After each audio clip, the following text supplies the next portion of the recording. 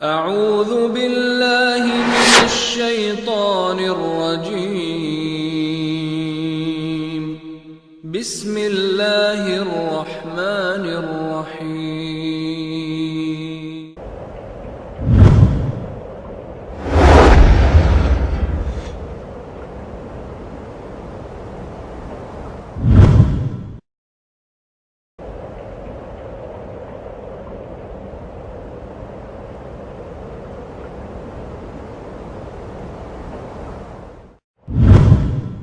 کیا قبر والوں کے نام پہ تقسیم ہونے والا گوشت مزاروں اور بابوں کے نام پہ تقسیم ہونے والا گوشت کھا سکتے ہیں؟ یہ ایسے حرام ہے جیسے سور حرام ہے۔ غیر اللہ کے نام پہ تقسیم ہونے والا گوشت، غیر اللہ کے نام پہ ذبح ہونے والا جانور ایسے حرام ہے جیسے سور حرام ہے۔ مجھے ایک بھائی نے فون پہ مسئلہ پوچھا کہ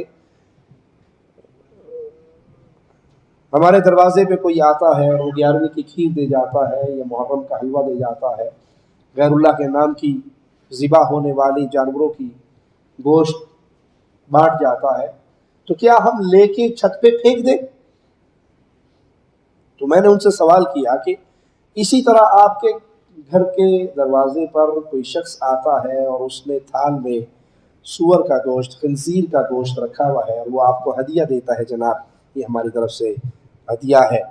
کوئی شخص، کوئی مسلمان کفار کے ملکوں میں رہتا ہے جہاں سور کا گوشت ہوٹلوں پہ بکتا ہے، لوگ کھاتے ہیں، کفار کھاتے ہیں، اور وہ آپ کے لیے تھال میں سجا کے خنزیر کا گوشت لائے، تب بھی آپ لے کے چھت پہ پھینک دیں گے؟ تو وہ کہتا نہیں شیخ، بالکل نہیں، ہم تو اسے فوراً کہیں گے یہ حرام ہے۔